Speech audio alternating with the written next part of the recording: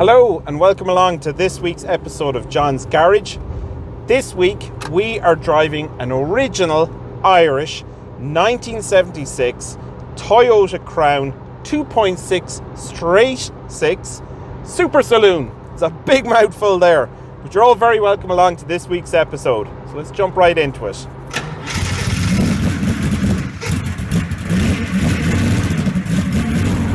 So folks, this is 70s Japanese luxury.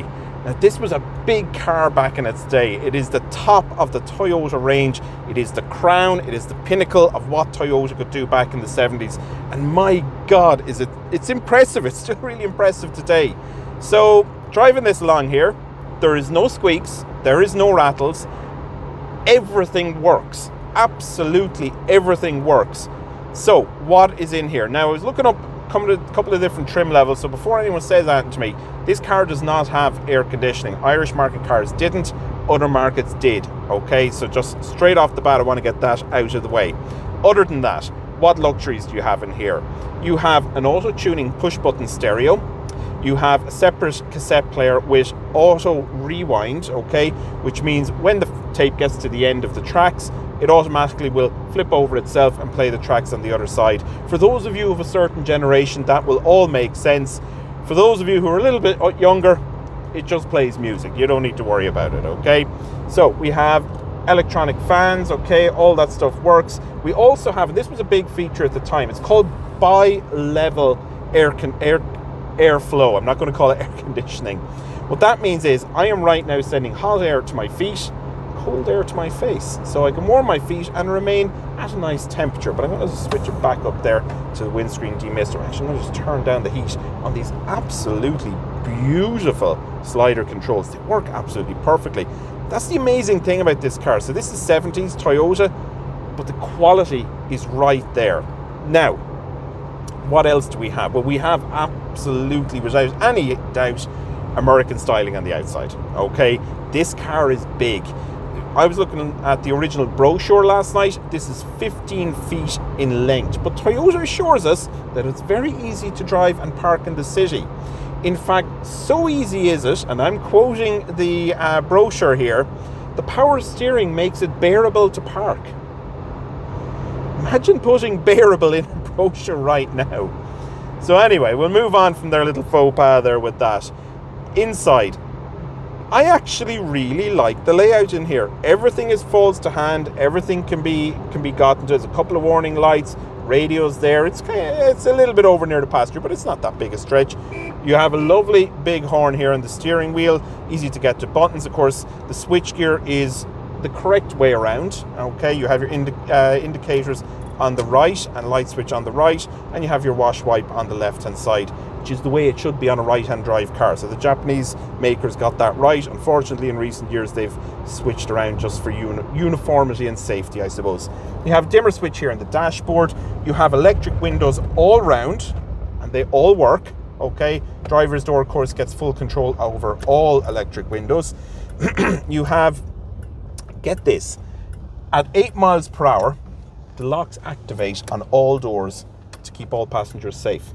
Okay, and there's a switch here, a little toggle switch here that you can use when you pull up to unlock the doors, and it works perfectly. Okay, it still works perfectly. As I said, electric windows all around, they all work. Really good strong headlamps, they work. Your aerial, now I tried to capture a video of this but it didn't quite work, but the aerial is integrated into the front windscreen. It runs up the front here, runs across, and it actually works really well. I'd show you, the only problem is if I show you, that means I'll also end up with a copyright mark against the video, and I'll have to, YouTube basically won't let me use it. But anyway, we won't worry about that. Heavily power assisted steering. Being really honest, this car is completely focused at luxury. This car is in no way supposed to be a performance car. So what exactly have we got here? So as I said, it's a 2.6 straight 6 engine. Produces about 112 horsepower. According to the brochure, it's good for a top speed of 103 miles per hour, and it's matched here in this instance to a 3-speed automatic. Later models came with a 4-speed automatic, but essentially this car cruises and cruises very, very comfortably, and that's what it does really, really good. Okay, Other than that, it was also available with a 4-speed manual box as well. And if it's anything like the Corolla I drove months ago, the old KE30 Corolla, that box will be nice and smooth, nice and light and easy to operate, and I have little doubt in my mind that it would be. Other engine options on the Crown were a 2-litre straight 6, 2-litre 4-cylinder, the 2.6 which we have here today, and also from 1977 onwards a 2.2-litre diesel, okay, if you're a little bit economy minded. Now, in Ireland, this car didn't sell massively well, and the reason for that is a couple of reasons. Listen, it was a flagship model from an unknown brand, okay, essentially an unknown brand at the time. Toyota had only entered the market about 7 or 8 years at that stage. But outside of Ireland, it actually sold quite well. In the States, it sold very well. In Japan, it sold well. New Zealand, it sold well. And Australia, it sold not a whole pile though, okay? Assembly for the Irish market was done in Japan, but it was assembled in knockdown kits in New Zealand, Australia, Indonesia, and I'm pretty sure there's one other country there that I'm forgetting, okay? But it was sold in many, many different places. You have several warning lights if your headlight bulb blows, tail light bulb blows, if you have any issues with your brakes, and if you have any issue with your parking brake. And a parking brake here, of course, is a twist lever as well, as would be the case in a lot of 70s cars. I'm really impressed that there's a storage and armrest here in the center, because not a lot of cars, as far as I remember, had that type of thing. You also have map lights up here, one for the passenger, one for the driver. You have a seatbelt warning light. So again, Toyota showing that they were safety conscious at the time. Speaking of safety conscious, you have single pot caliper up the front and a disc brake, drums on the rear, but in a refresh in 1977, they got disc brakes all around and twin pots up front, which is pretty impressive given the time of it. As I said, it's central locking. This car is incredibly original. Now, this car itself has 53,500 miles. The current owner purchased it a number of years back, and it had 48,000 miles, they told me. So they've covered about 5,000 absolutely and completely and utterly trouble-free miles. The owner is also very proud about a number of different other things about this car. So the paintwork had to be touched up when they got it, and that was fine, and they were okay with that. But a couple of other things which they didn't have to do. This is the amazing part. This car has never been welded. Never, ever, ever, ever, ever been welded. Went through it with the owner. It's all original. Now, there's still a couple of jobs that they're undertaking. For example, when you see the boot shot, you'll see that the carpet is missing in there, the board is missing in there. There's a small leak, and they're just tracing it right now. So that's why that stuff is out. They forgot to put it in before they came today, which is fine. We all do things like that. But other than that, it's a little bit of surface rust, but other than that, it's perfect. It's never been welded. It's always been kept clean. So how did a car like this in Ireland last unwelded until 2022? It was only used for 14 years, and even at that, it was used sparingly, okay? So mileage was quite low, passed through 2 owners, but was always kept indoors and stored, and that was pretty much it. I'll show you the original tax disc. I've taken a little shot of that, so that'll be on your screens probably around now. The car has just been largely unused, but it's perfect. The pipe work underneath, the rubber pipes, they're all original. They all look in great condition. The only thing the owner had to do when they got this car was change the radiator, engine, gearbox, all that stuff. It's all original. It all works. It's all good. Everything inside, as I say, works. There's no cracks. There's no lift. It's all here. It's all original. It's all very, very good. And that's it. As I say, it's not a sports car. You're not going to take this and drive hard. Like, I'm cruising along 50 miles an hour. The owner tells me they've had it up a lot faster, and it's been fine, but go on country roads and this thing handles like an absolute ship. But right now, the way I'm driving it, it's pretty good. Economy wise, mid to late 20s, 20 miles per gallon. That's what you're going to be getting out of this car. You're not going to be getting a whole pile else. The one thing that I do want to say before you leave, okay, I just want to make a quick comparison. So one of my early videos, I drove a Toyota Corolla KE30. That was one of the very last of, that was 1980 registered one. I cannot believe that Toyota at the same time were making this, okay?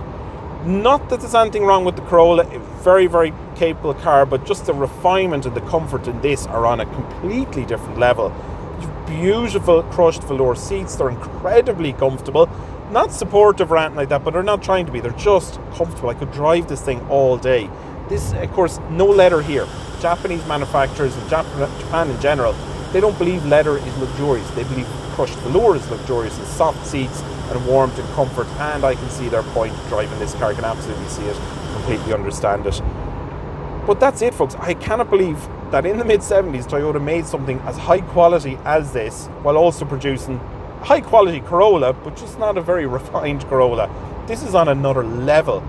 The other point I'd like to make is, when you think of modern cars right now today, and you think of how different the base model is, we'll take the Corolla and the top spec models in Lexus, which is essentially what this is, or became, I suppose, eventually over time.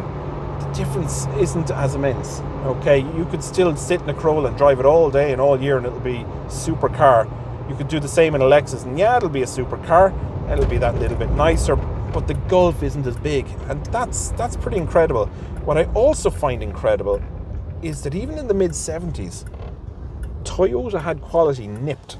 Okay, they could produce a very reliable, very solid, reasonably capable car that 40 years later, over 40 years later, actually, I should say, 46 years later, everything's original and everything works. That's just absolutely amazing.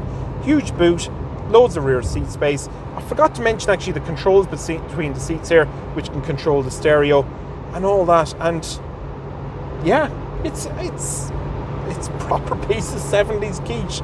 It's lovely. I really like it. Chrome on it is gorgeous. The adornment on it, the color is lovely.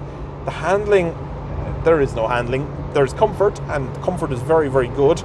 And yeah, one other thing I'd like to add is I want to thank the owner. They also supplied another car to me, which was the Lexus LS430. If you haven't seen that video, check it out. But imagine having that as your two-car garage. An LS430 and a Toyota Crown 2.6 from the 70s. Wow, you gotta love Japanese luxury, and you gotta love something like this. So listen, folks, thank you all very much. Also just want to mention my Instagram, TikTok and Twitter accounts and email are all linked below the video. If you want to get in touch, you want to follow me on any of those, please do. It'd be great to see you. Thanks to all the subscribers. We're really doing well, and I'm really, really happy with that, okay? Thank you all very much. Bye-bye.